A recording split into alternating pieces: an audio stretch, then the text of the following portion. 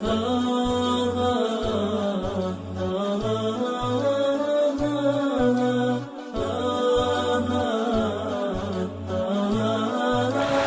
الله الرحمن الرحيم. الحمد لله والصلاة والسلام على رسول الله وعلى آله وصحبه ومن والاه. أما درس بيشي قيشتنا أو نتيجيك ما دام أو خدايا أو ذات هبيت كوا أو إرادة ومشيئة وقدرتي هبيت ولا بد دبي وظيفة وأرشي إنساني روم بكاتوا وإنساني لقمرائي وبزربون ونزاني بزيني ريتن كواتا قيشتنا أو دبي لا بد پیغمبران بين عليهم الصلاة والسلام ليرا دقينا دليل أويكوا دبير بريك خبري بداتما دبي بريك خبري بداتما أو لقمرائي ولتاريخي ولنزاني بزينيريت ايما تماشا دكاين بزاين بتصريك خبري دايتما بتصريك قسي لقرم كردية بتصريك توزيهي مدكاتن تنها كسانك دبينينو لتاريخ إنسانية كإدعاء أويان كردية للايان خداي كون كائنات أو خايك وأمل مواصفات كان باسمان كرده بحكمته وعلمي مطلق بي وبوشي ويبي كواتا أو خداياني كا دا برسترين ومواصفات أو خدايان تيدانية وكبتكان ودار وبرد ومخلوقات أو أنا هر بيشتر هم يتسون ذري يعني إنسان بعقل درك بويدكا كوانا شايستي برستنينة دبي إلا خدايك بي كوا غني مطلق بي وعلمي مطلق بي وحكمتي مطلق بي وقدرتي مطلق بي إيه هي أو مواصفات لخداي كما باس ما كردبي لروي عقلي ولو دسلمي بو مواصفات بيت وخبر بداتن تنها پیغمبران عليه الصلاة والسلام كسانكن كوا بانغ شيء أو إذا كانوا دعواي أو إذا كان بانغوازي أو إذا كان كأما للان أو خداي نيردراينا وأو بياما ما لورون كرايتو دبي أو كسي أو بانغوازش دكا كللان أو خداي نيردرايا دبي أو كسا أمارات نشانة بلغي هبيتن چونك دكري كسك دروزن يجبي أو بانغ شيء بكاتن وانيا دكري كسك بريلان أو خداي نير درايما بلام دعواي پیغمبراتي همو كسك نيكرديا همو دروزنا چيش نيكرديا دروزني طبيعي أو دعواي ناكا چونك دعوايك قلق قوريا دعوايك أوانياتو بزماني بشرة قسي بكي بري نيكرد بي بري ولا أو هاي قوت بلكو بناوي رب العالمين قصيدكي بناوي اشتشي غيبي قصيدكي لو پیغمبر صلى الله عليه وسلم لحديث فرموتي دوكز دعواي پیغمبراتي دك يعني أصدق الصادقين يعني أكذب الكاذبين يعني أو كساني ناو إنسان كان لناو تاريخي بشرية دعواي پیغمبراتي يعني كردية دوت سينن يعني لناو لهمو كسي راس قوتر كانن يعني دروزن تريني ناو همو دروزنا كان أو زا عندك علماء فرموتيان ولا يخفى ذلك إلا على أجهل الجاهلين لكردنوي أو دوتسينش لكسة بزرنا بي إلا أقر لها مكس ذاهل ترنبي چونك كسي دروزن بدرويكاني بد حلسو كوتكاني بجياني هموي دليل دروي بزيديري لقسي دليل دروي بزيديري لا روداني لا هاتوتسوني كسي الرازقو دليل رازقوي خوي بزيديري يعني من كسك كوا معاملة وهالسوكوتي لقردكي براستي دزوليتوا روجك دو روش لقريب زولي وسفري لقربكي هاتوسوي لقربكي معاملة لقربكي دليل الراستيتي بزيديريت لابد اگر بقصش وبريتن بعمل دليلكي بزيديري كسي دروزليش دليلكي بزيديري اي ادي اگر دوتسينك هندل دور بالرازقو تريني رازقو كانوا دروزن تريني دروزنك بيقومان او دليلي خوي بزيديريت باش استا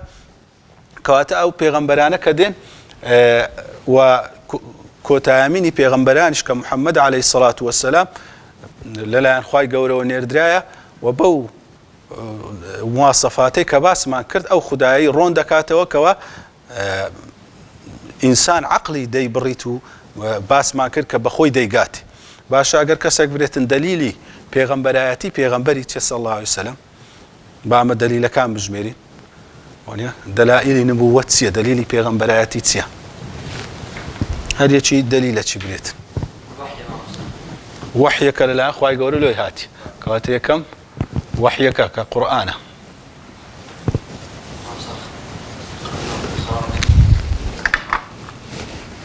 أخوي السور بارزنا مسيو هم الرنقة ورنقة والزوري ترى ينتهي دانا بله معجزات ونيا المعجزات أو ده بهم قالتي ده المعجزات أنا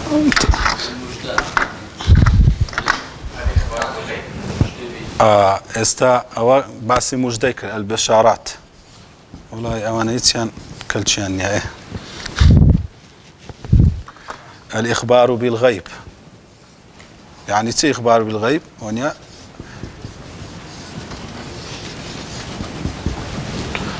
سيدك شرطني هرواني لين نسرعنا هريك كليت ببرسي يعني دلالة بيغمبرات بيغمبر دجيك نبون لقر علمي يعني موافقة لقر علم مع العلم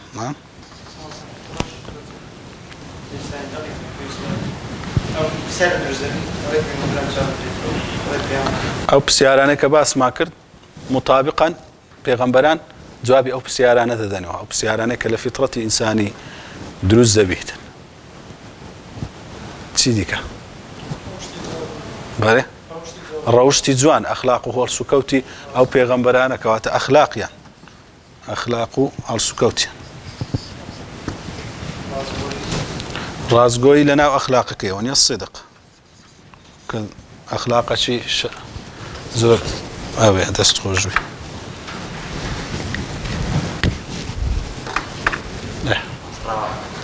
أفراد من خلاص هذه شيء قلت شبره شيء نيجوتي يكك ليد برسي دليلي بيغمبري تسيت كله الشرح ذاك قرآن هو وحي باس ما كره بابا زبيت كواتا دليل كان اگر انسان بسيتنا وتفاصيلي او اند زورن لجمارنا بلان بقشتي دتان خريان بكينوا لو بينستيك على امن نسيتما يكميان الوصفات وصفه وصفي دكتوري يعني اوي دكتور لو دنوسيتن وصفه يعني او شتيك بي هاتي او شتيك او برنامج او هنايتي دتاني بري التشريعات عندك وصفات لتنيشتي بنوسين التشريعات يعني او قراني كبي هاتيا يعني وحي لتنيشتي بنوسن او هم او يدقريتو چونك ما كدرين وحي بس لو قراني ناتي هم قران هم سنه او كاو فرموتي لتشريعات او الري بيشاني مدى ديار هر كسي سي بيبيتن او شتيك وراي دقيني او برهمي كهيتي او خبري كدداتن دلاله للسربي دكاتن پیغمبرچش علیه الصلاة والسلام که امی بوه نخوین دوار بوه بلام او نخوین دواریه لبو خلچی دیکا عیبه و ننگیه يعني صفتشي ناريكا انسان كان نخين دوار بيت صفتشي جوان يعني اونيه باشنيه صفتشي سلبيه نقبل جوانيه صفتشي سلبيه لانساني لبرو نزاني نشتكى كبيست بزاني بلام لو پیغمبر صلى الله عليه وسلم صفتشي كماله لو لبروي دفرويتن وما كنت تتلو من قبله من كتاب ولا تخطه بيمينك إذا لارتاب المبطلون أي بيغم صلى الله عليه وسلم تو بيشترنا كتاب الدخين دوا نشتتيش تنوسيا لبروي مبطل كان قماني دروسنا كان أقرناش دبيو قمان كواتا دائما كسك لتاريخ بشريتي برهمتي هبو بفيلسوفك بزانايك بي إلا ديار بوا طلبي هبوا زانستشي بدس خستيا ما مستاي هبوا ريتسكتشي هبوا كخينديتي وتأثيري ليكرديا وبرهمتشي شي هبوا باشا كسكوا لعلمي بشري هيت ريتسكتشي نبي او علم كاملي لهمو بواركاني جيان هنا بيتن كاتا 1400 صالي حتى باعترافي بباورانيش لهاريك لبواري خو اعتراف بيدكا كشتشي قوري هنا اگر اعتراف ببيغمبراتي شينكا دري مثلا او تشريعاتي هنايتي استاشيكك لمصدري قانون كاني همو دنياي تشريعات اسلاميه يكلا مصدر كان مثلا اعتراف بيدكن لو اگر كسشي نخوين دوار للصحراء شي انسان فكري بباتوين در بتوانيتن نظامتي وها متكامل دابني له 1400 صار له علمتي استا هزار ملياران كس بمليار اون ده كس لسري بروا واودي كش اعترافي بيبكاتن ابي خاون عقل بيتن اعتراف بقوه علمي او شخصي بك زوري فيلسوف وزانا كان اجنرين بيغمبريشا درين بياوشي يكلا بياو هر غوركاني ميزوا اعترافی پێ دەکەن لە بواری ئەوەی لە ڕووی ئینسانەکان لە گەورەترینی ئینسانەکانە ئەیان دەبی زانایەک بی وەکو ئەرستۆ و وانە فەیلسوفەکان بیتن کە ئەوانەی نییە ڕێبازەکی نییە پێشتر خوێند بیتی ئەگەر ناگومانیان دەبردیانگەوە لەکن فلانە ڕێبازی وەختی خۆی لەکن فلانە جەماعاتی لەکن ڕۆمەکان لەکن ئیغریقیەکان لەکن یۆنانەکان علمی وەرگرتیە ئەو علمەی بوویتە سەبەبی بەڵام ئەو لە شوێنەچیوە هاتیەکەوە ئەو علمەی نەبووە ئەو دوای لە قورئانیش باز دەکەی مەسەلەی تەشریعات ئەمە بە معجزات دیارە ئەو معجزاتش هەم لەو زمانی خۆی کەوا پێغەمبەر هەیبوو عەلەیهی سڵاتو وسەلام هەر هەم ئیرهاساتیش هەیە ئەوە لەوێ لە دووەم باسما کرا معجزات ئەوەیە کە لە زمانی نبووەت ڕوویدایە معجزات لە زمانی پێغەمبەرایەتی شتی خارق للعادە ڕوویدایە شتی بەدەر لە عادە دەرئاسا ئیرهاسات چینە کەلیمە چینوێبی بەڵام لە کوتابە سیرەکان هەیە ئەوێ لە زمانی پێشی پێغەمبەرایەتی ڕوویدایە یعنی پێشی پێغەمبەرایەتیش وەکو هەر لە لەدایک بوونی ئەو تەئیداتی خوای گەورە کە لە بۆ ئەو پێغەمبەرێ کردی سەڵاو عەلەیهی وسەلەم و هەندێک شتی پێشانیدایە وەکو ڕووخانی مەسەلەن دەرز بردننی قەسری کیسرا و ئەو شتانێکەوە لە پێش زمانی پێغەمبەرایەتی لە بۆ خوای گەورە پاراستیتی و تەئیدی کردیە ئەوە پێی دەڵێن ئیرهاسات یان ئەو کاتیش بە صادق الئەمین بووە ئەخلاق و خوڕەوشتی خەڵک ئیشارەتی لە بۆ کردیە ئەو هەموو تەئیداتە ئەوە ئیرهاساتی پێ دەڵێن ئەو لە پێش زمانی پێغەمبەرایەتی معجزات لە بۆ ئەو زمانێکەوە وەکو مانگ شەق بوون بەڵگە بووە لە بۆ زمانی ئێستاش دەبیتە بەڵگە کو دەبیتە بەڵگە لە بۆمە خۆ بە چای خۆمان نەماندیتە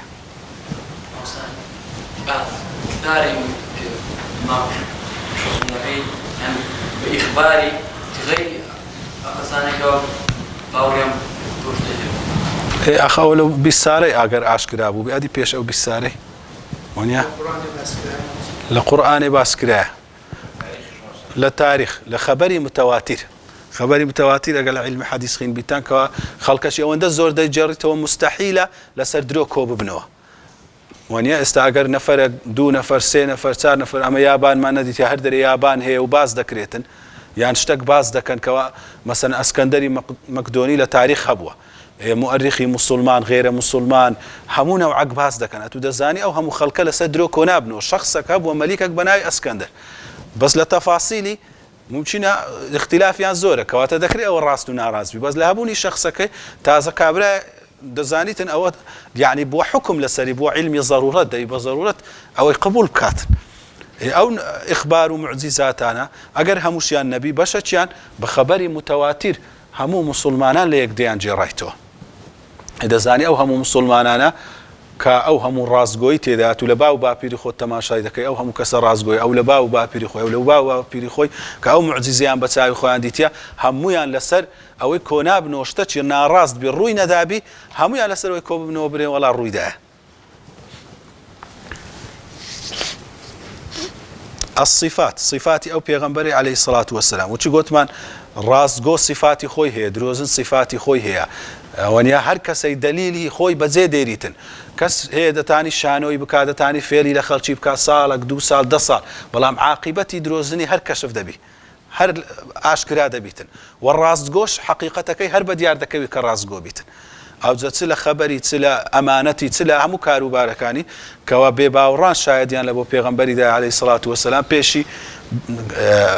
باوەڕداران کەوا خاوەنی صفاتی هەرە بەرز بوو ئەو ئەخبارانەی کەوا پێغەمبەر دایەتی عەلەیهی سڵاتو وەسەلام دەبینی چ لە قورئانێکەوە وحی لە بۆ پێغەمبەری دابەزێت چ لە سونەتی دوو نەوع خەبەرمان هەیە خەبەری ڕابردوو خەبەری داهاتوو باسی قەومەکانی پێشی کردیە باسی قەومی عاد و ثەمود و فیرعەون و باسی هەندێک تەفاسیلی کردیە کەوا لە ئینجیل و تەوڕاتی بە غەڵەت گۆترایە چونکە هەندێک کەس گۆتیتیان چێنارێ ئەوە لە ئینجیل و تەورات و کتێبی پێشە خۆی باسی کردیە بەڵام کابرایەک ئەگەر مهەیمین بی وەکو برێن بە موسەیتیری قسەی بکاتن برێنە ئەوە غەڵەت ئەو هابووە ئەو هانە بووە ئەوە ناکە لە پێشە خۆی وەریگرتی ئەو ئیلا وحیەکە لۆ خوای گەورە لۆ هاتێ مەسەن لۆ نمونە باسی هامانی مچینە گوێتان لێ بووبی مۆریس بۆکایە وەنیا لەسەرەوەی مسلمان دەبیتن کە دەرێ کەلیمەی هامان بەس لە قورئانی هاتی لە کتابی یەهود و نەسارا و تاریخی وان جێلێ نەبووە دەرێ کە لە میسر لە ئاسارەکانیان کۆریەوە لەسەر تەختەکانی میسر لە یەک لە عالمەکانی ئاساری گوتی هامان ناوەکە لە بۆ گەورەی ئەوانەی کەوا بینای دەکەن لە بۆ فیرعونی یا هامان و ئیبنی لی سەرحەن ناوەکە لە بۆوان گوتی ئەدی ئەگەر برێن پێشتر 1400 سال ئەو ناویان زانی گوتی مستحیلە ئەمە تازە لەو لەوحە قوڕانەی کە لە بن ئەهرامەکان دیتیتمانە و ئەو ناوە مالۆ دەرکەتێ لە هیچ مەزدەڕێکی مێژووی باسی ئەو ناوی نەکرێ ئەوجا بەوەی مسلمان دەبی ڤیددیۆکانی لە یوتیوبی هەیە کە عالمەکی گەورەی ئاساری بووە ونە مۆریس بۆ کایە ونە ناوی وە بزانم ئەوەی دەکەن ئەخباری ئەوە ڕابردوو ئەخباری داهاتوو باسی ئەوەی کردیەکەوە مەسەلەن لە پاشە خۆی سەحابەکان تووشی چ دەبن باسی ئەوەی کردیە کە ئومەت لە پاشە خۆی چ لێ دێ باسی نیشانەکانی قیامەتی کردیە باسی فەتحی ئەستەمبۆلی کردیە باسی فەتحی ڕۆمای کردیە باسی ئەو جەیشەی کردیە کە فەتحی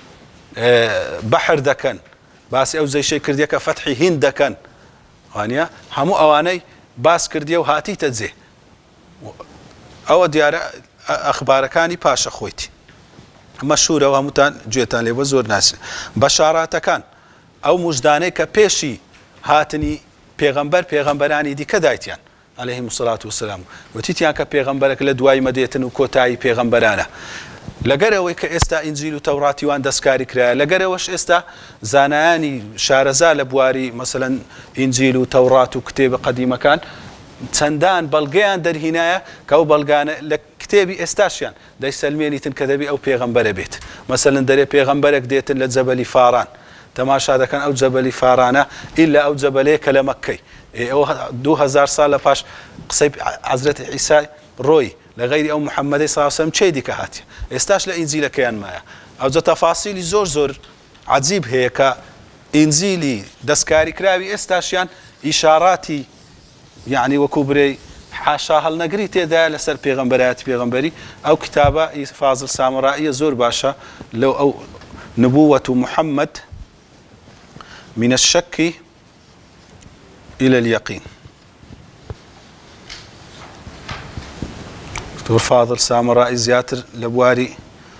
لغة شتي هي بس أو كتابي هي لبواري لفصل آخري باسي أو نصوصاني توراة وإنزيلي دكاتن زور بعد روني كرديتو بلغا كاني ليدر هنا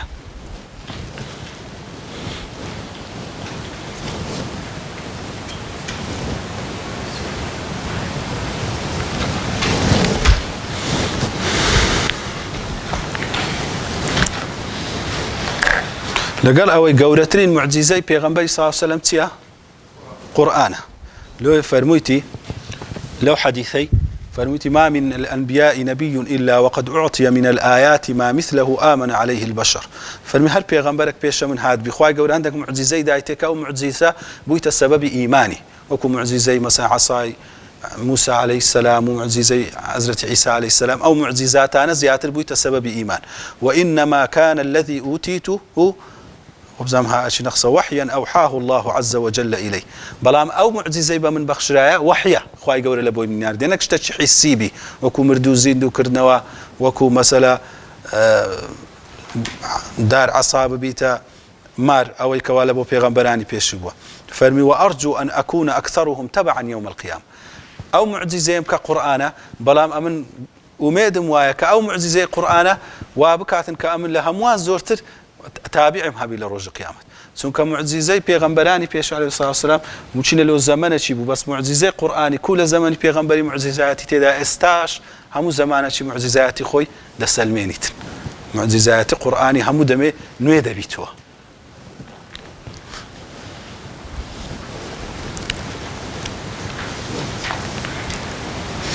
أو آياتان دبين كخواي جورا بس أو بينز بلغا جوري كباس ما كرد فرمي هل أنبئكم على من تنزل الشياطين آية خبرت عم دمك الشيطان كان لو شيء هذا بزن تنزل على كل أفاك أثيم كسرك قصيها البستي وخرابة كاربي أو الشياطين قصي لبودنيرنو بدرو ادعاء دكات يلقون السمع وأكثرهم كاذبون والشعراء يتبعهم الغاوون ألم ترى أنهم في كل واد يهيمون وأنهم يقولون ما لا يفعلون كباس شعراء دكاتن ما بس ما تسيا خواهي قولة فرمي كسي كوادروزن بي قصة البسط بي أو كسسر كوتو نابتن وباسي الذين آتيناهم الكتاب يعرفونه كما يعرفون أبناءهم أهل كتاب وكوكم من دال إخوان دناسن أو هاج أو دزانن أو بيغمبريه كخبر بيدريه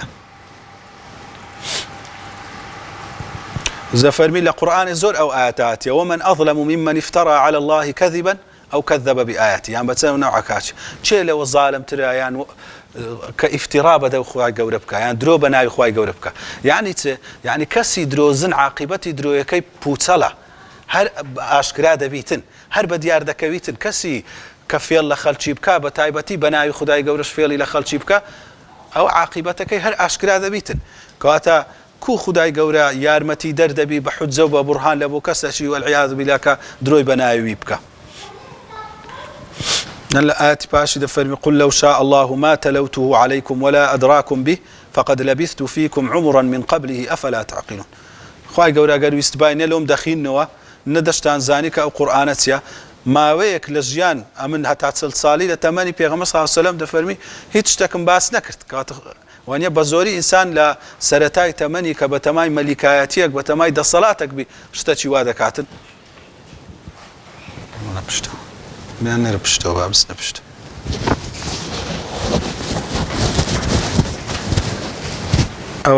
أو يدك باس عيسى عليه السلام دكاتن ك مجدي دابهاتني بيغمبري عليه الصلاة والسلام أو آتي باشي كباس ما كرت برق بس سريعي بروي نقرنا ناتين التوابك كإيمان ببيغمبران أو جار إيمان كتابة كان بالرسالة كان كأو بيغمبران نارديتيان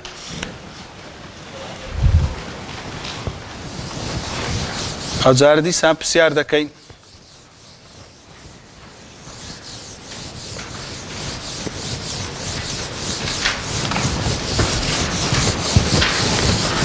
بلغا كان الراستي قرآن سنة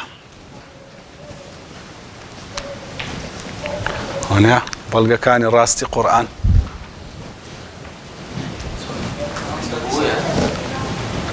لا بله غلطي لنا ديتي هونيا نبوني يعني هلا موافق بون لقر مع العلم هونيا اتسوك هلا تيدانا بله موافقون الى غرام بلاغة هونيا بلاغة قرآني كزناتاني هاو شيوي داني هونيا لا مثل له باوها بريدي مثيل له ديبري بله او كوات تشريعات او بيامي كواتي ده او علينا ما بله دج يقبوني تيدانيا ونيا عدم التناقض تناقضي تيدانيا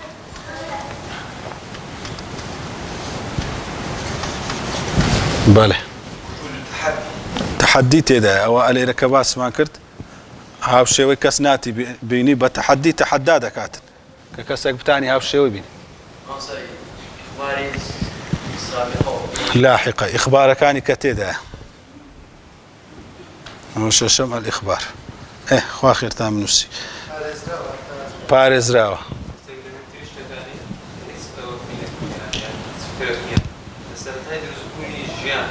حتى آخر جيان هم يتدا طبعا استا يكلوشتانك أول لوي ببيرم هاتوا هيتس كسك حتى أوي فيلسوف أواني نابيان ديني بوزي ودين كاني ديكا هيتس يان فلسفتي نهنايا وشي أو ديناني كديني آسمانينا باسي سرطاي دروزبوني إنساني كوتاي تيلي ديتن دبيل سرجيان كوبر وأخلاق وخوروشتي كوبي عباداتي كوبي بس ديني آسماني باسي ويدكا يعني ئەو دینانەی کە دینی سەرزەوینە وەزعینە وەکو بوزی و ئەو دینانەی دیکە کۆنفۆشیۆسی و نازانم چەند هەر هیندۆسی هەر باسی لایەنەکی ژیان دەکە مەسەن باسی لایەنی ڕوحی دەکە باسی وەکو فەلسەفەکە باسی لایەنی ئەخلاقی دەکە یان هەندێک شەعائیر و طقوسی تێدایە دەچن لەو بتەکان و لەو ئەوەکانیان هەندێک شتی دەکەن ئەو لایەنی سەرەکی کە پێویستە لە بۆ جوابی پرسیارەکان ئەو لایەنە سەرچیانەی تێدا نیە بەس دینی ئاسمانی تێدایە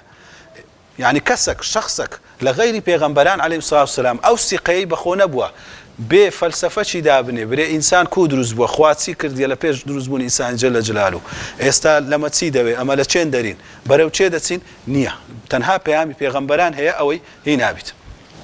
إلى قرآن بيروزيش دبينين أما يكم كا استا أما باز دكين تشريعاتي قورترين بلغي قرآني ناوروش قرآني چونکە هەر کەسە کتابەی نووسیبی لە بوارەی یان لە اقتصاد یان لە سیاست یان لە بواری یعنی لە بوارەی شتێکی نووسیە و شتێکی پێشخستیە بەڵام قورئان لە هەموو بوارەکانی تێدا نیظامی لە بۆ اقتصاد تێدایە نیظامی لە بۆ خێزان تێدایە نیظامی لە بۆ جەنگکردن تێدایە نیظامی لە بۆ لایەنی ڕۆحی تێدایە دەبینی هەر کەسەی ئەو هەموو کتابەی دەنووسی هەر قورئان وەکو بەڵگە و سەرچاوە لەو هەموو لایەنەکانی ژیان بەڵگەی تێدایە حتا باسی علمی تێدایە چۆنیەتی دروستبوونی تێدایە هەموو لایەنەکانی تێدا ڕۆن کرایتەوە ئەو تەشریعاتەی قورئان داینە ڕێک و پێکترین تەشریعە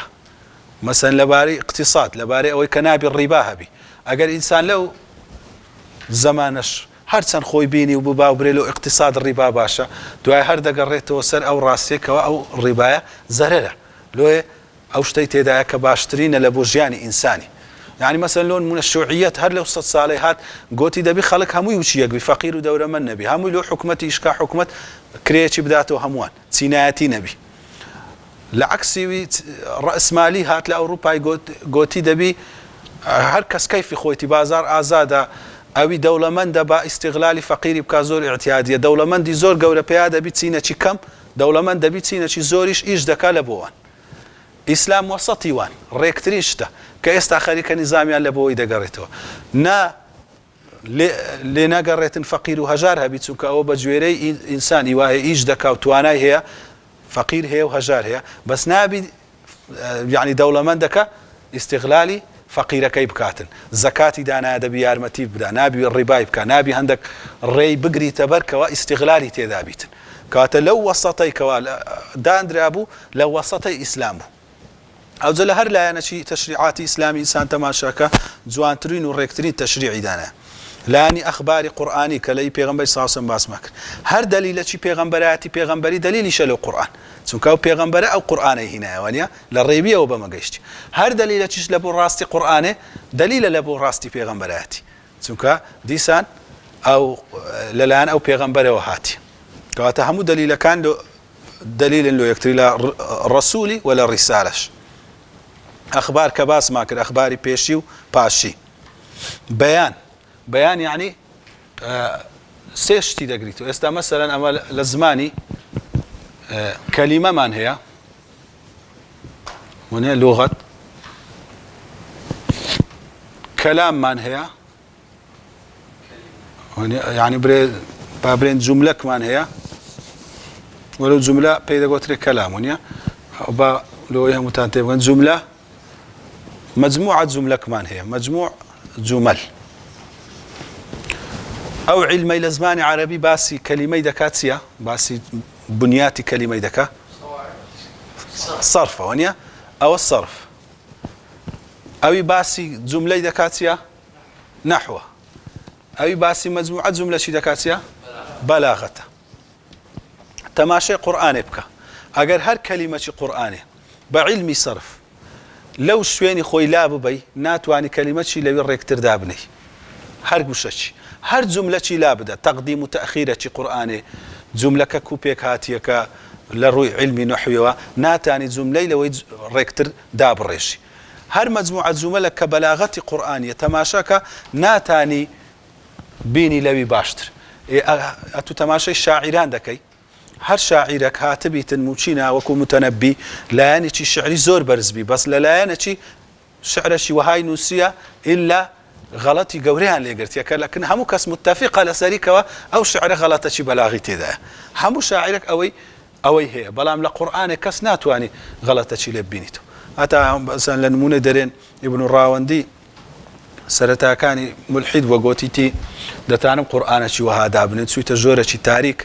گوتی شتێکی وا دەنووسم چۆن ڕۆژ و شەو دوای هاتیتە دەرێ گوتیتی هیچ کەس ناتوانێ وچی ئەو قورئانەی بینی لەبەر ئەوەی تەماشای و ئاەتەم کرد وأوحينا إلى أم موسى أن أرضعيه فإذا خفت عليه فألقيه في اليم ولا تخافي ولا تحزني إنا رادوه إليك وجاعلوه من المرسلين قلت يا آية الدوخة دو أمري تيدا دو بشارتي تيدا شرطتي تيدا دو نهي تيدا هيت كسق لبلغاي ناتواني أوي بيني أو زي إنسان تماشي تفسير كان كككو باسلاني بلاغتي أو قرآنيان كرديا كإعجاز لشي تنقوريا يعني دبيني يك آيات زاروية سي وجوهي بلاغتي تيدا تل وجوهي بلاغتي عالم ليان درهنا تل يعني بلاغتي تيدا إن إذا يعني بحرف لو أولو شويني دانا لو أولو شويني دانا أو ديار للتفاسير كان لا مثلا نسينا كاني فاضل سامرائي استاذ زور نسيا إنسان دتاني أو بلاغتي جوان ببينيتو آخر شتيش لا أزول يعني تحديش كأمالير نما نسيا أو ديار جورتين بلقية كأخوي جورة فرمي باش أو يتواضح إن شاء الله لا يعني تحديك كذا فرميت أم يقولون افترى قل فأتوا بعشر سور من مثله يعني دو هذا فرمي بسورة من مثله بس سورتك تنهى هرشتك برهمي بشر بي إلا لپاشان بربرا برهمك برو پیش دسي دتاني هاوشي ويبيني بشر وبرو پیشيش دسي مثلا الشعر بشرك داينه بشر شي ديك الشعر اللي باشتر دادنه يك نثري نوسي كشك نثري اللي جوانتر دادنه يك او كرسي دروس كردي يك كرسي شي اللي باشتر دروس زكا شتك نتاجي بشر بي خاصه اگر او بشر تحداش بكابري كس ناتواني وشي ويبيني ودجبني شي زور بي لبلغ كان عرب دجبني شي زور بوا كوات اگر او تحدايان بي زي بزي كرابه زي بزيان ذكر بالتاكيد لوي پیغمبراتي پیغمبري بيرد بكنو عليه الصلاه والسلام چونك دجبني زور بو لنا بلغ كان عرب بلام كسي نتواني خوي لقري او تحداي بدات اخر شتيش اشارات علمي بسمان او استا بيدا قوتري اعجاز علمي دبيني اعجاز معجزه زياتر درين اوي كبيغمبر صلى الله عليه وسلم بيهني وكو تحدي كس نتواني هاو شوي بيني لو نابي اشارات لي بيندي يعني دلائل رازقوتي قرآن وبيغمبري صلى الله عليه وسلم مثلا دفرمي دو بحر مرج البحرين يلتقيان بينهما برزخ لا يبغيان او اشارته چی تێدایە لە زمانی خۆی بەو شێوەیە لەو ئیشارەتەی نەگەیشتینە بەڵام کاتێک عیلم دەدۆزرێتەوە دەبینی ئەوە زۆر بەوازحی ئەوە بەدیار دەکەوی یان چۆنیەتی دروستبوونی کۆرپەلە لە نوتفەک و مودغە و ئەوە هەتا سەدەی بیستەم میکرۆسکۆپ پێیان نەبوو بە هیچ نەوعەکی عیلم نەیتانی بوو ئەوەی ببڕێنیتەوە هەتا ئەوە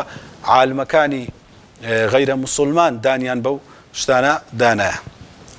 دیارە ئەوەش کتوبی إعجاز علمی زۆرە و زۆرتان جێتان لێ بووە بەس بیتەوە صلى الله على محمد وعلى آله وصحبه وسلم بسم الله الرحمن الرحيم الحمد لله الصلاة والسلام على رسول الله وعلى آله وصحبه ومن والاه یەک لە ئەرکانی دیکەی ئیمان بە ڕۆژی دواییە کە لە قورئانی پیرۆز بەشێکی زۆر پانتاییەکی زۆر باسی ئیمان بە ڕۆژی دوایی دەکات ولا زۆربەی شوێنانیش لەگەر ئیمان بالله ئیمان باليوم الآخری لەگەر باس کرا چونکە ئیمان باليوم الآخر ڕوکنێکی ئەساسیە لە ڕوکنەکانی بیر و باوەڕی ئینسانی موسڵمان ئەوزە لە قورئانی ئەو دەلائیلانە ئیمان بە ڕۆژی دوایی باس کراینە بە گشتی ئەو دەلیلانەنە دەلائیلی سەمعی کەمە بەسمان پێ دەلائیلی قورئانیە پێغەمبەران عەلەیهیم الصلاة والسلام کامە ڕاستی پەیامی پێغەمبەرانمان لە بۆ سەلمە دەبینین هەموو پێغەمبەران خەبەریان بەوەی دایە کەوا ڕۆژێک هەیە بەو شێوەیە بەهەشت و جەهەنەم هەیە و ڕۆژی دوایی هەیە ئەوە دیارە معلومە لای هەموو لایەکی دلیلی دووەم الغایة من المخلوقات دلیلی غایەت ئەوەش کە لە قورئانی پیرۆزیش باس کرایە مەسەلەن لۆ نمونە خوای گەورە دەفەرمی عما يتساءلون عن النبأ العظيم الذي هم فيه مختلفون كلا سيعلمون ثم كلا سيعلمون باسي اوي دكا كبي باوران گومانيان لروجي دوای هي ولا كيف سدداتو الم نجعل الارض مهادا زي ما راخستي والجبال اوتادا سيامان سقاندي يعني دروزبوني او باسي بلغا كانديم دروزبوني او كونا بو دقتي كما بيشتر لباسمان كرت ريتيناتي ببي هيز غايتك بي ببي هيز نتيجك بي وەکو ئیشەکی کەوە غایەتی نەبی نەتیجەی نەبی ئەوە نییە ئەو سەرنجەکانە نییە غایەتی نەبی نەتیجەی نەبی دروست بکرێتن کەواتە هەر شتێک لەو کەونەی دەلالەت لەسەرەوەی دەکا کە دەبی لا غایەتەکە بی نەتیجە کە بی لەو ئەو هەموو ڕووداوەی کە لەو کەونەی ڕوودەداتن دەبینین ئەتوو لە دنیای ئەو غایەت و نەتیجەیە نییە مەرحەلەکە دەبی مەرحەلەی کۆتایی و غایەتی کۆتایی هەبی دلیلی سێم العدالة الإلهية كأو دليل شي زور رون وآشكرايا كوا عدالة وادا خوازيتن دبي روجك هبيتن كوا عدالتي تيدا تحقيق بي أما الدنيا كا وكو يكلا مفكرة كان دريتن إنسان كتيني دبي نشانه وي أو هي يعني أتوقع حاجة لوشتشي هبي إلا نشانه وي أو شتهي شوينشي كبرسي دبي خواردن هبيتن أجنا لو برسي دبي كإنسان هر هموي بمسلماني بكافري حتى بملحدي أو دري خدانيا زور زاد لبر هند دري إخوانيا دري عدالة لدنيايا أبيش تكي لنا وناخي كذا عدالة دك أو زيك لملحدة جورا كان كملحد بو دواي بوي قراوة اعترافي بابوني خوات شكر قوتي أما زور زار بلقي الحادة كمان أبي درين عدالتني واشتكان لشويني خوينيا أو غريزي عدالة لشي هات أجا إنسان بس لما دبي كاتبي شيء أو غريزة عدالتي لنا إنساني تساندية هر أولا أو بسيارك أمدي كان دينك وخداي بيردك إنه دليل لبر أو عدالتني ديار أخوياكنيا أو بسياري ما ديار لوي هاتي كغريزة عدالتي لما تساندية داوي عدالة دكي أو داوي لدنيا ناتزي إلا دبي الروجك هبي أو داوي بقشتي لي بيتزي استعمل قبل منشر روم كينوا في همو مسلسلك فيلمك تماشا إذا كان ظهر فيلمك بيت زنجيرة فيلمه ئەگەر لە حەڵقەکانی ناوەڕاستی بە زۆری هەمووی فکرەی وا تێدایە کەسانێکی خراپەکار و ستەمکارانە کەسانێکی مەزلومیش تێدایە ئەوجا هەر فکرێکدا ڕێژرابی هەر ئەو هەیە کەسانێک لەسە حەقن کەسانێک لەسە باتیل و ناحەقن لە ناو فلیمەکەی ڕووداوەکان ئەو هەیە ئەگەر لەو وەختەی زنجیرەی فلیمەکەی کەسانی ستەمکار لەو پەریستەم و لەو پەڕی ناحەقی بن کەسانی ستەم لێکراویش لەو پەڕی غەدر و زەعیفی دابن برێ لێرە فلیمەکە خەلاص بوو چ بە أو كسيدنا كفيلم كاين نسيو سيناريو يكي ونيدرين سيناريو يشي بمعنى دانا سيناريو يشي بمعنى دانا أو كسي ولله المثل الأعلى السيناريو أو كون كائناتين نسيا أو الردا وجوراني دانايا دقنزية الدنيا هر أو هابت زي بيريتن بي أو الروجك هبي كسزاو باداشتي أو كاراني تدابي لو دنيا هي دقنزي أو فيلم الليرة خلاص بي كابرايا شي استمكار سوكا لدنيا عدالة كما شي تحقيق دبي زوربي تحقيق نابي كابرايك دبيني 20 مليون كرشي دكتاتورك ظالمك دمريتو ريزش لقبرك يدني نقول شي لسه قبري دادني كابرايك شي مظلومش دمري هر كس نازاني مظلوم بو هر كس نازاني چه كجرا چه كشتيتي شي لچندر كجرا معقوله او هل يكان ببي تخولو هيت عدالتك زي بزينبي كاتم بلقي عدالتي الهي بلقي زور رونا كوا أو كسي أو كون كائنات يدرس كرديا بوشي ويلا سرزوي لينا قريتن موتي قدسكا كتسيا خوا خواي قورا أو ما بسر ديني كوا دانوين مردناتي قدسكا ما بسر دي وهمو زندي دبينو لجيان من هميشه أو دوباره دبيتوا كاتا أو خداي بوشي إنساني دمريني وعقله هوشي تسلكني الرودة دا وتقصى ذكري آقاي لخو نامينيت زور آساني شك إنساني والي بكا بيت خولو دوبارة الزندي بكاتوا بلقاي ديك كلا قرآن باس كرايا قيامة حشر صغرى قيامتي كتسكا وحشري كتسكا بس ما تسيا لوي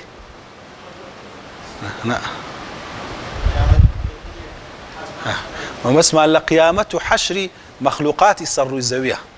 يعني أو الروكان إذا يبدأن بيني لبهاران پایزان همو قیامتیان بسر داده و دمرن و همو دوای کو دکرینو و زندی دکرینو او سالانه او همو مخلوقاتی بچای خومان دبینین زندی دوباره زندی دکرینو لبرچای خومان کبلگی زور رونو آشکرانه لسروی کواز زندو کردنو هیا او قیامت گتسک دلیل لسر قیامتی گوره چونکه کو ساعتی كوا سريع عكد رواتن دليل لسر أوي سبرك أجر بتساوي خوش ما نبينين دليل لسر أوي سريعك كجميرة أوي ساعات جميرة كدر رواتن كواتا أو قيامة سريعانش كلا جياني دنيا الرودة نوێبوونەوەی ژیانی گیان لە بەران نوێبوونەوەی ژیانی ڕووەکەکان دەلیلن لەسەر نوێبوونەوەی ژیانی ئینسانی خەڵقی یەکەمیش کە دیارە خوای گەورە لە قورئانی باسی کردی ئەوەی کەوا خەڵقی یەکەم ئینسانی دروست کردیا زۆر لە لای ئاسانترەوە هو ئەهوەن عەلەیکە دووبارە زیندی کاتەوە تەوان کە دەفەرمی لە لای ئاسانترە بە نسبەت عەقڵی ئینسانی دەفەرمی ئەگەنەلەکن خودای ئاسان و ئاسانتر نییە هەمووی ئاسانە یعنی ئاسانتر لە خوای وەکو ئەهوەن عەلەی عولەما لە تەفسیری دەفەرمون بە نسبەت ئینسانی ئەو هاتێ دەگا کە دووبارە دروستکردنەوە ئەهوەنە ئەگەنا لەکن خوای گەورە هەمووی لەو پەڕی ئاسانیە ئەوە دیارە دەلیلەکان دیارن عەممە یەتەساءەلون باسی دەلیلی یەکەمەکە باسمان کرد دەلیلی دووەم غایەت لە مەخلوقاتی لێرە دەفەرمی زەویمان وا لێ کردیە چیامان وا لێ کردیە ئینسانمان دروست کردیە کەواتە نابی ئەوە غایەتەکی هەبیتن سەرنجامەکی هەبی آياتي دوام دفرمي إن للمتقين عند ربهم جنات النعيم أفنجعل المسلمين كالمجرمين مسلمان ومجرمي وكو يكلي ذكين ما لكم كيف تحكمون كاتوا بلغي عدالة دبي عدالة بيتزي آياتي باشوي عين البلغي عدالتي تيدا آياتي باشوي الله يتوفى الأنفس بلغي تيدا الله يتوفى الأنفس حين موتها والتي لم تمت في منامها نستن ونيا بلغي نستن للقرآن بازك آياتي باشوي وضرب لنا مثلا ونسي خلقه باسي ئەوەی قوڕیش دەکاتن کە هەندێک ئێسک و پروستی هینا لە پێش پێغەمبەری صلی الله علیه و سلم گوتی چێ ئەوەی زیندی دەکاتەوە خوای گەورە دەفەرمی نمونەی لەومە دەینیتەوە خەڵقی خۆی لەبیر کردیە قال من يحيي العظام وهي رميم چێ زیندی دەکاتەوە ئەو هابوویتە خۆڵەمێش قل يحييها الذي أنشأها أول مرة ئەوەی کە یەکەم جار دروستی کرد لە نەبوونەوە هەر نەبووی وهو بكل خلق عليم ئاەتی پاشەویش لەگەر ئەویدی باسی زیندووبوونەوەی ڕوەکو دەکاتن کە خوای گەورە و زەوی دەژیێنیتەوە لە پاش مردنی دیارە ئەو بەڵگانە هەموو لە قورئانێ باس کراینە لە بۆ بەڵگەکانی ڕۆژی دوای ئەو زیاتر ئەوە گوێتان لێ بۆ ئاسانە لە بەندێک کاتە چ کەممان لەوەی دانا بەڵگەی ئەوەی ئاخیری ڕوکنی ئاخیری کە ئیمان بە قەضا و قەدەر ڕوکنی شەشەمی ئیمانە لە قورئانێک و باس کرایە قەزا و قەدەر کە هەموو شتێک بە تەقدیر و بەو ئەندازەیە کە خوای گەورە مەبەستیتی دروستی کردیە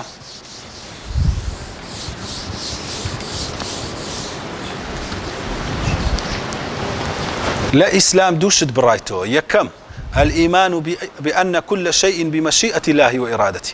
دەبێ هەموو مسلمانێک داوای لێکرایە ئیمانی بەوەی هەبی هەموو شتێک بە ویستی خوایە و بە ئیرادەی ویە و بە تەقدیر و ئەندازەی ئەو داینایە بەو شێوەیە دەبێ هەموو ئینسانێکی باوەڕدار ئەو ئیمانەی هەبی کە خوای گەورە هەموو شتێکی بڕاندیتەوە و بە هەموو شتێک ئاگادارە و ئەوی ویستی لەسەربی هەمووی بە ویستی وێ ڕوودەدا ئەوە لایەنێک دیارە ئەو ئاەت و حەدیثانەتان زۆر گوێ لێ بووە کە ئەو لایەنەی باز دەکات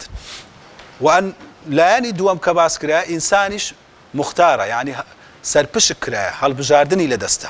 لۆیە پێغەمبەرانی لۆ هاتیە داوای چاکەی لێ دەکا داوای لێ دەکا لە خراپە بە دووربی هەموو ئەمر و نەهیەکی قورئان و سنت بەڵگەی ئیختیاری ئینسانیە کە ئینسان دەتوانی هەڵبژاردننی هەبیت یعنی ئەو دوو لایەنە لە ئیسلام ڕۆن کرایتەوە یەکەم هەمووی بە مەشیئەتی خوایە دووەمیش ئینسان بەخۆی بە کار و کردەوەکانی خۆی هەڵدەبژێری ئەوجا ئەو دووە شتەی کولێک دەدێەوە عەقڵی ئینسانی دەرک بەوەی ناکە وەوە سڕی ئەو قەدەرەیە کە خوای گەورە وەکو عولەما دەفەرمون نە هیچ پێغەمبەرێک سڕی تەواوی قەدەر دەزانی نا هیچ مەلایکەتەشی نێزیک یعنی ئەوەی لە ئیسلام لەمە ڕوون کرایەوە ئەو دوو لایەنێ هەموو شتێک بە مەشیئەتی خوایە و ئینسانیش مختارە کەسێک برێتن لۆ ئەگەر کەسێک برێ شتەکان بە مەشیئەتی خودای نییە و خودای گەورە نازانی ئەمن وچی کردم ئەو زەدەزانی یان ئەوە بەخۆ من ئەو خراپە ئەو چاکەی دەکەم ئەوە معنای ئەو خودای نەقسی هەبوو ئەمە باسمان کرد ئەو خودایە دەبی علمی مطلق بی ئەوە علمەکەی نەقسی هەبوو قدرەتی نەقسی هەبوو من شتێکی خراپەم کرد ئەو خودای نەیدەویستە من ئەو خراپەی بکەم معنای ئەمش والعیاذ بالله قدرەتەکەم ویست خوداش ئەو قدرەتەی نەویست قدرەتی من بەسەر کەت لەسەر قدرەتی ئەوە مەحاڵە ئەوە لایەنی دووەم ئەوە لایەنی یەکەم لایەنی دووەم ئەوی برێتن ئەمن وەڵا کەواتە مادام ئەو قسەی یەکەممان کردەبی برێن ئینسان ئیجبارە و هەرچی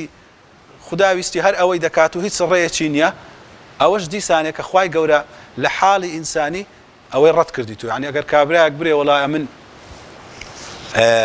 بەخۆم موجبەریشم هیچم لە دەستە خۆنیە چاکەی بکەم یان خراپەی بکەم حاڵ و وەزع ژیانی ئەو قسەی بە درۆ دێخیتەوە لۆ دەبینی دەستە بازار دەرێ و سیارم دەوێ ئەوم ناوێ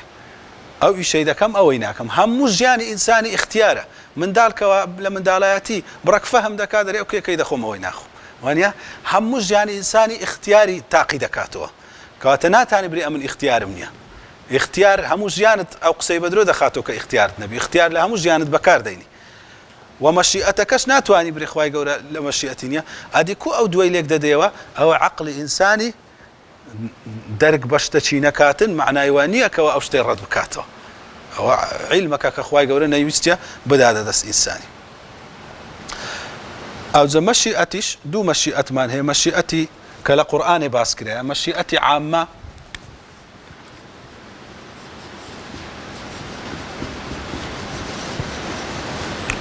مەشیئەتی خاصە مەشیئەتی عامە چییە ئەوەی کە لە ئاەتی قورئانی خوای گەورە دەفەرمی وما تشاءون إلا أن يشاء الله رب العالمين ئەوە مەشیئەتی عامەیە هەر شتێکەوە ئەمگۆ ناتوانن ویستان هەبی ئیلا ئەوی خوای گەورە ویستی لەسەروی یعنی چ ئەوە هەموو شتێک بە ویستی خوای گەورە ڕوودەداتن ویستی وی لەسەروی هەموو ویستە چی باشە ئەمەش مەشیئەتمان هەیە وانیا لە ئاەتی پێشەوی چ دەفەرمی لە سوورەتی کوویرەتە لمن شاء منكم ئەوی ویستی لەسەربی لەم گۆ مەشیئەتی هەبی لمن شاء منكم أن يستقيم ئەگە بیەوێ ڕێی ڕاست دەگریتە بەر کەواتە ئەوە مەشیئەتی خاصەکەی ئاەتی یەکەم ئاەتی دووەم مەشیئەتە عامەکەیە کە لە قورئانی باس دەکرێت کەواتە خوای گەورە مەشیئەتەی بە ویستی خۆی ویستی لەسەرەوە بووە بەشێک لە مەشیئەتی بداتە دەست ئینسانی ئەوەش گەورەترین ڕێزە کە مەشیئەتی نەدایتە دار و بەردی تەوعاً ئەو کەڕهەن دەبی جێبەجێ بکە بەڵام مەشیئەتەی دایتە ئینسانی کە هەڵبژێری ئەو مەشیئەتە ئێستا بە ئەمە باندێک نمونەی ڕوومکەی ڕوون دەبیتەوە خودای گەورە مەسەلە تەڵەبە کە تەڵەبەیە ئەگەر هەوڵ بدا و ئیش بکاتن دەبی بە مەشیئەتە عامەکەی باوەڕی بەوەی نەبی بە هەوڵدان و ئیشکردن یان بە کەسابەتی من برێ بە توانای منە ئەمن ئیلا ئەو نەتیجەی بەدەستدەینم بەس بە ویستی خۆمە دەبرێ ویستی خوای گەورە لەسەروی هەموویە و دەبی ئەو هەوڵ و ماندی بوونەش بەکاربینی بە پێی فەرمانی خوای گەورە یعنی چێ یعنی دەبی تەڵەبەکە باوەڕی وابیتن ئەگەر هەر بخینی ڕۆژێ هەتا هێوارێ خۆشی ماندیکا و زیرەکترین کەسیش بی خوای گەورە ئەگەر بیەوێ دەتوانی هیچ فێر نەبی و ناجحی نەکات و مێشتی ڕاوەستی و ئەو معلوماتی هەمووی لەبێتیتەوە نیە دەتوانی و ئەگەر خوای گەورە ویست باشی لە مقابلیوی بێ ئەوەی خۆی ماندیکا و دەرسەچی بخینی شەوەچی لە خەوێ هەردەستی هەرچی معلوماتە وچی عەبقەریەتی لەناو مێشتی دەبوو ئەوەش دەتوانی وەنیە کەواتە دەبی ئینسانی ئیماندار بڕوای بەوەی هەبی خوای گەورە دەتوانیتن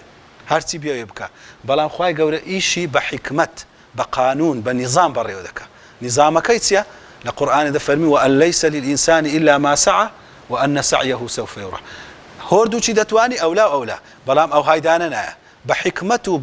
بە قانون داینایە قانونەکە دەرێ ئەوی خۆی ماندیکە بەدەست دەینی ئەوی خۆی ماندینەکە بەدەست ناینی واتە ئەو قانونە مەشیئەتی خوای لەسەر ئەو قانونەیە ئەگە ناویست بای ئەوی دیشی دەکرد ئەوی دیشی دەکرد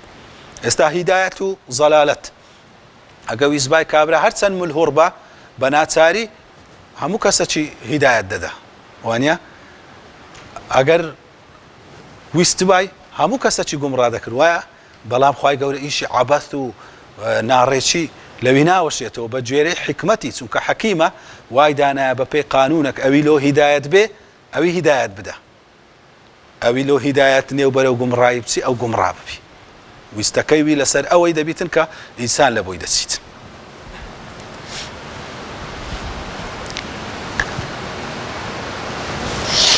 ئەنواعی قەدەر کە ئەمە دەرێن ئیمانمان بە قەدەر هەیە یعنی ئیمانمان بە چ هەیە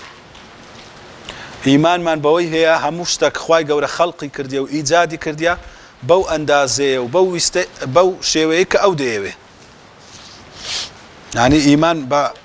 ئەنواعی قەدەر یان لە هەندێک کتابەکانی عەقیدەی نووسرایە مەراتیبی قەدەر ئەو چار شتەی دەگریتەوە خەڵق و ئیجاد العلم باوەڕمان بەوەی هەبی خوای گەورە عیلمی بە هەموو شتێکی هەیە پاشی و پێشی المەشیئەت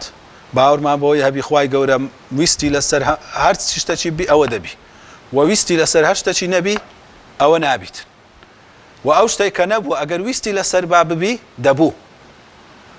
و ئەو شتێک کەوا بووە ئەگەر ویستی لەسەر با نەدەبوو ئەو واضح ونیە ئەو قسە ما شاء كان وما لم يشاء لم يكن ئەوەی ئەو ویستی لەسەر بی دەبی ئەوی ئەو ویستی لەسەر نەبی نابی ئەوی ئێستا بووە ئەگەر ویستی لەسەر نەبا نەدەبوو دەی باوەڕت بەوەی هەبی ئینسان ئەگە ویستی لەسەر نەبا خەڵقی نەدەکرد بە خەڵق نەدەبوو نابی برەی شتێک ئیلا خوا ناچار بۆ بکات ئەگە ویستی لەسەر با نەدەبوو ئەوی کە نەکرایە نەبووە مەسەلا نەبووە کە ئینسان بتانیتن بگاتە بفڕیتن بچیتە ئەو سەری کەون بچیتە ناو ڕۆژێ مەسەلەن وانە ئەگەر ویستی لەسەربی دەبیت ئەوی کە نەبووە ویستی لەسەر نەبووە کە نەبی ئەگەر ویستی لەسەربی دەتوانی بیکا دەبی ئەو باوەڕە ئینسانی مسلمان هەیبیت کتابەت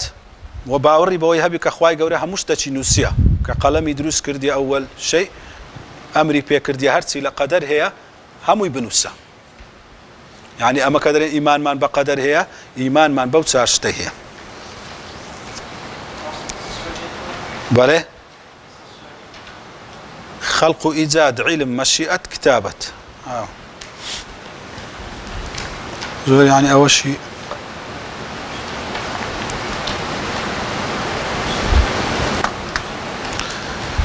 ئەو ئەنواعی قەدەر بوو بە ئیعتیباری شمولی چ دەکا یعنی ئەگەر کە دەرێن ئیمانمان بە قەدەر هەیە شمولی چ دەکا کە دەرێن ئەو جارە ئەنواعی قەدەر بە ئیعتیباری خەیریەت و شەڕیەتی خەیرە یان شەڕە کابراایەک دەرێ مسلمانان ئەنتیکەنە کابراایەک نەخۆش دەبی ئەگەر پیاوەکی باش بی دەرێ ئەو دیارە خێری لەوە تێدایە و ڕەحمەت ئەو نەخۆشەی ئەگەر کابراایەکی زاڵم و خراپەکار نەخۆش بی دەرێ خوا غەزەبی لێگرتیە وانە بوومە لەرزە لە ناو مسلمانان ڕووبدا دەرێن ئینشاڵڵە شەهید و خوا خێری لەو ویستینە ئەگەر بوومە لەرزە لە ناو کافر و دوژمنانیان ڕووبدا دەرێن خوا غەزەبی لێگرتینە ئەوە فعلا ئەو قسە ڕاستە با لێکی بدەینۆکو قەدەر چار نەوعی هەیە قەدەری خەیری مڕ قەدەری خەیری مڕ چییە قەدەرەکە تاڵە مەسەن خوا نەخۆشیە کرد بەسەر دەینی بەلایەکت بەسەر دەینی ئەو بەلاو نەخۆشیەی ئەتوو کو هەڵسو کەوتی لەگەر دەکەی شکری خوای گەورەی لەسەر دەکەی و پێ لە خوای نێزیک دەبیەوە ئەوە کردتە خەیر ئەوە بووە خەیر کەواتە تاڵە لە دنیاە بەڵام بووە خەیر قەدەری خەیری حلوش هەیە خوای گەورە دەوڵەمەندت دەکا ساغت دەکا سەلامەتت دەکا ئەوە لە دنیاە شیرن بوو ئەتوو شکری خوای لەسەر دەکەی و پێ لە خوای نێزیک دەبیەوە بەو ماڵ و سامان و سەحەتەی کە دایتێت و وەی لێ هات لە قیامەتێشت بۆ خێر لە دنیاە شیرن بوو لە قیامەتێش خێر بوو ئەوی دیکە لە دنیاە تاڵ بوو لە قیامەتێ بووە خێر هەمان کابرا ئەمن ئەو جارە قەدەرەکی ناخۆشم بەسەر هات تووشی نەخۆشی تووشی فەقیری تووشی بەڵام موسیبەتێک بووم ناشکوریم لەسەر کرد والعیاذ بالله پێ لە خوای گەورە دوور کەوتمەوە پێ تووشی خوانە ناسی بووم ئەوە بۆ شەڕ کردمە شەڕ لە خۆم کردمە شەڕ لەسەرە خۆم لۆ قیامەت قەدەرەکی خۆشم بەسەر هات سەحەتم خۆشە پارەم هەیە فرسەتی زۆرم دێتە بەردەستی لۆ خراپە و دوورکەوتنەوە و توغیانم بەکارینەوە والعیاذ بالله چ لێ دێ کردمە شەڕ لەسەرە خۆم کەواتە هەمان ئەو کەسە هەموو کەسێکمان خوای گەورە دەفەرمێ وەنەبلووکم بالشەڕ والخەیری فتنە هەمووتان بە خۆشی و ناخۆشی تاقی دەکەینەوە یعنی چ هەمومان لایەنێک ناخۆشی لایەنێک خۆشیمان لە ژیانی دنیاە بەسەر دێ ئەگەر ئەو خۆشیەمان شکرمان لەسەر کرد و لە خوای پێنێزیکردنەوە کردمانە خێر ئەگەر ناخۆشیەکەمان سەبرمان لەسەر کرد و لە خوای پێنێزیکردنەوە خێرە ئەگەر هەمان ناخۆشی بەڵاو موسیبەت کردمانە سەبەب لۆ دوورکەوتنەوە لە خوای بووە شەڕ هەمان دەسەڵات و پارە و هەرچی هەمانە لە دنیاە هەموو ئیمن بی لە خوای پێ دوورکەوتنەوە ئەوە بۆ شەڕ کەواتە وەکو برەی ئەو ڕووداوانەی بەسەر ئینسانی دێن لە خۆشی و ناخۆشی ڕووداوی وەکو برێ موجەب و سالب نینە لە ئەسلی خۆیان ئینسانە بەخۆی هەڵسوکەوت و کاردانەوەی ئەو ئینسانی لەگەڵ ڕووداوی دەیکاتە خێر لەسەر خۆی یان دەیکاتە شەڕ ئێ وایە کابرای ئیماندار نەخۆش دەکەوی پێ لە خوای نێزیک دەکەویتەوە شکری لەسەر دەکەوی فعلا خوا ڕەحمەتی لۆی ویستێ چونکە هەموو نەخۆشیەکەی لۆ خۆی کردیە ڕەحمەت لۆ خۆی ئەو کابرایە ئەگەر تووشی ئەو سەرەتانە مەسەلەن نەخۆشێکی پیس باە ناشکوری و دوور کەت باوە پێ لە خوای گەورە فعلا ئەوە غەزە بەخوا تووشی کردی چونکە بە خۆی وای کردیە بە کوفری خۆی بە خراپەکاری خۆی ئەو بەلایە لەوەی غەزە بە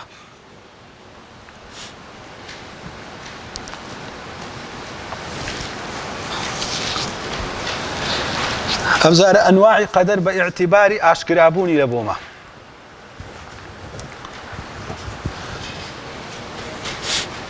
هەندێک قەدەر هەیە شەڕە یعنی کە دەڵێن شەڕە بە نسبەت ئەمە بە ناخۆشی بە دیار دەکەوی بەڵام دوایە ناخۆشیەکە و شەڕەکە دەردەکەوی کە خێرە چەند جار هەموو کەسێک لە ژیانی خۆی ئەوە بەسەردێ شتێک پێی خراپە پێی ناخۆشە پێی دڵتەنگە دوایە پاش ماوەچی پاش ساڵەچی پاش مدەتی دەرێ وڵای چابوو ئەو هابوو چابوو ئەو هابوو خێرەی گەورەی تێدا بوو هەر یەکەمان شتی وای لە ژیانی خۆی هەر بەسەر هاتیە و بەسەری دێت هەندێک ناخۆشیشمان بەسەر هاتیە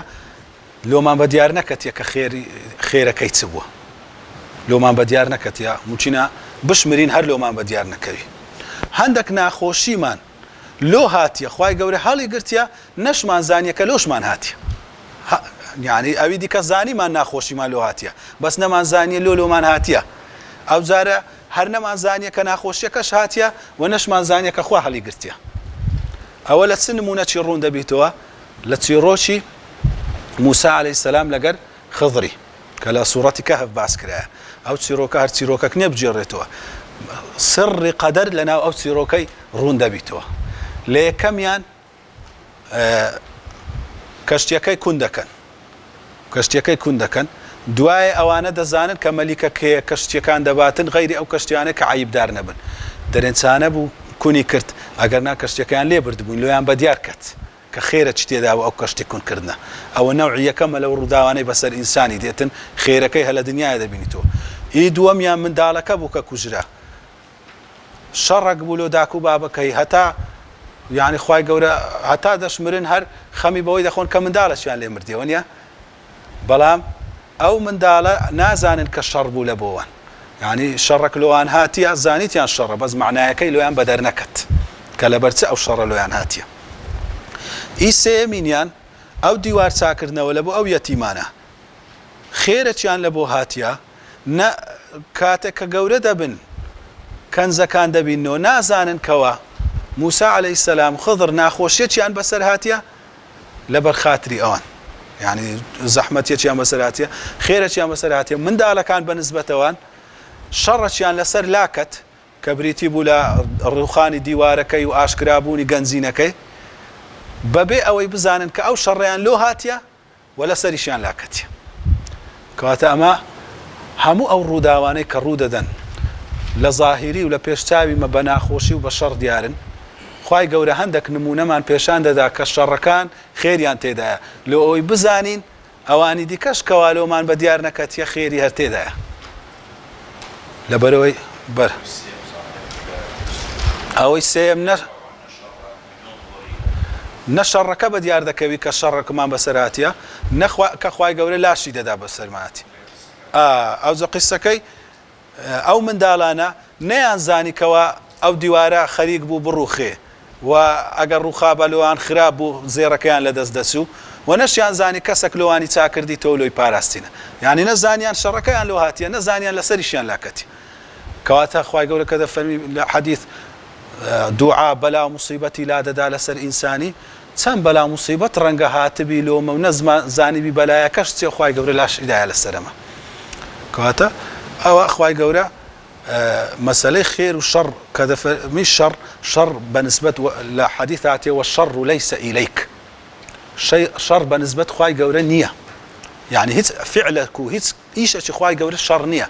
بەنسبەت ئەمە وا دەزانین کە شەڕە و ئەمەش ڕووداوەکان بە جوزئی دەبینین بە جوزئی یعنی وچی حەڵقەی فلیمی تەماشایەک حەڵقەی کەیبری ئەو چ معنایە بۆ حەڵقە بەس ئەگە لە ئەوەلیا تا ئاخری تەماشای حەڵقەکان کردبا دەرەی زۆر ڕووداوی پڕمەعنا بوو ئەمە لە ژیانی خۆمان یەک حەڵقەی دەبینین حەڵقە زۆرەکان ئەسڵەن هەلە قیامەتێنە لە پاش ژیانی دنیاێنە هەزەوە نمونەی خۆشێ دەرێ پیرەمێردێک ئەسپەچی هەبوو لەگەر منداڵێکی بڕک درێژیش دەبیتەوە وەزگەردەوە دەرێ گوتی ئەسپەکەی لێ بزر بوو خەرچی گوندی گوتیان چەند بەدبەختە ئەسپی لێ بزر بوو گوتی شەرت نییە ئەوە نیشانەی بەختی بی بچینە خێرەی تێدابی پاش چەند ڕۆژەکی ئەو ئەسپە لە چیای هەفت ئەسپی چێوی لەگەر خۆی هیناوە گوتیان ئەوە ئەسپەچی هەبوو بۆ هەشت ئەسپ چەند بەختەوەرە و بەبەختە گوتی شەرت نییە ئەوەش نیشانەی بەبەختی بی بچینە هەرخوا دەزانی بە خۆی ڕووداوەکان چیان تێدا گوتی ئەو جارە کوڕەکەی خەریک بۆ ئەسپەکان ئەوە بکاتن یانی ماڵی بکاتن کوڕەکەی بەر بۆ لەسەر ئەسپی لاقیشکە دیسان گوتیان چەند بەدبەختە و پیرەمێردە گوتی شەرت نییە ئەوەش نیشانەی بەدبەختی بی درێ جارە پیاوی پاشای هاتن خەرچیان لۆ سەربازی دەبرد گوتیان ئەو کوڕە لاقیشکایە تەماشایان کرد نەیان برد دیسان گوتیان چەند بەبەختە دیسان گوتی هەرخوا دەزانیتن شەرت نییە ئەوە نیشانەی بەختی بی ئەو ڕووداوانە ژیان هەتا دەمرین ئەو هەیە یعنی ڕووداوەک نییە سەر بەخۆ ئەو ڕووداوە پەیوەندی بە ڕووداوەچکە هەیە ئەمە هەموو ڕۆژێ بە حەڵقە سیلسیلە لە ژیانمان ڕوودەداتن ئەوەی ئێستا ئەو ڕۆ من بە شەڕی دەزانم دوایە خێرەی لێ دەردی ئەوی ئێستا ئەم بە نیعمەت و خێری دەزانم چینێ ناخۆشیێکی لێ دەربێ کۆتایی هەمووی دەبی پێکەوە ببینی لە قیامەتێش نەتائیجی ئەو ڕووداوانە ئەو زە تو دەزانی خێر و شەڕچیە لە ئێستاڕە خۆت فشکەوە و چی دەرێ لە بەرامبەر خوای گەورە ئەو ناخۆشیم لەو بەسەر هات و ئەو ڕووداوەوە خوای گەورە و چی لە قیامەتی هەمووی پیشاندای ئەو زە حکمەتی شتەکان دەبینی دەزانی کەوە شتەکان چەند بە حکمت و چەند لە جێی خۆی بووە لۆی هەندێک عولەما فەرموویتیان ئەگەر خوای گەورە پەردەی غەیب لۆ ئینسانی لا بدا هەر ئەوەی هەردەبژێری کە خوا هەری بژاردیە لە ژیانی خۆت چت بەسەر هاتی هەر ئەوەی لە خۆت هەردەبژێری ئەگەر پەردەی غەیبت لۆ لا بدە ئەوە کەمان کوژاوە لە ئاخر شتی ئاخر لاپەڕبوونیە ئاخر شتی مەسەلەی ئەوەی کە ئینسان سەبەبی بەکاربینی لە مەسەلەی قەدەر یعنی دەبی باوەڕبوونمان بە قەدەر و هەموو شتە خوای گەورە پێی ئاگادارە و بە قەدەری ویە وەمان لێ نەکا لە بەکارهێنانی هۆکارەکان سارد بینەوە و لە بەکارهێنانی هۆکارەکان و ئیشکردن وەمان لێ نەکا لە قەدەری کەسبین یعنی ئەمە دوو نەوعە نەفەرمانەیە نەفەرێک دەرێتن کوڕە مادام هەمووی بە قەدەری خوای بیا من ئیش ناکەم ئەگە خوا ویست بی دەینی ئەگەر نەویست بی ناینی تەمبەڵ و تەوەزە لێی دادەنیشی نەوعەکیش هەیە بەدەستی خۆی ئیش دەکات دەرێ کاکە ئەمن بەدەستی خۆم بەدەست دەینم ئەم مەسەلەی قەدەر چییە زۆر باوەڕی پێ نییە بەڵام کەسی باوەڕداری تەواو لە قەدەری ئەو پەڕی بڕوای هەیە لە ئەسبابیش ئەو پەڕی هەوڵ دەدا ئەو نمونەمان لە حەزرەتی یعقوب لە قورئانی پیرۆز لۆ بە دیار دەکەوی عەلەیهی السەلام کاتێک دەرێتە منداڵەکانی لا تدخلوا من باب واحد وادخلوا من أبواب متفرقة لەبەرەوەی مەترسی لەسەر هەیە دەرێ هەر یەکەتان لە دەرکەچی بڕۆن لەوەی بیان پارێزی حەزەر بکەن وانە لە ئاەتی پاشی چ دەفەرمی فەرمی ولما دخلوا من حيث أمرهم أبوهم ما كان يغني عنهم من الله من شيء کاتێکەوە ئەو منداڵانە بە گوێرەی ئەمری بابیان ڕۆیشتن ئەوە لەکن خوای گەورە هیچ سوودیان پێ ناگەینی یعنی ئەگەر خوای گەورە قەدەرەکی ناردبی ئەو حەزەرکردنی حەزرەتی یعقوب هیچ سوودی دەگەینی خوای گەورە بڕاندیتیەوە کاتەوە مەسەلەی قەدەر بڕایتەوە لەولای إلا حاجة في نفس يعقوب قضاها بەڵام پێویستیەک بوو کەوا یعقوب جێبەجێکە کەواتە بەکارهێنانی سەبەبەکەی واجبە جێبەجێکەی واجبە جێبەجێکردنی سەبەبەکان دەفەرمی لە باشان دەفەرمی وإنه لذو علم لما علمناه بەڕاستی ئەو خاوەن علمەک بوو کەوا ئەمە پێماندا بوو یعنی کەس پێغەمبەران عەلەیهی سڵات وەسەلام ئەوەندا لە قەدەر و لە خوای گەورە گەیشتە بوون کە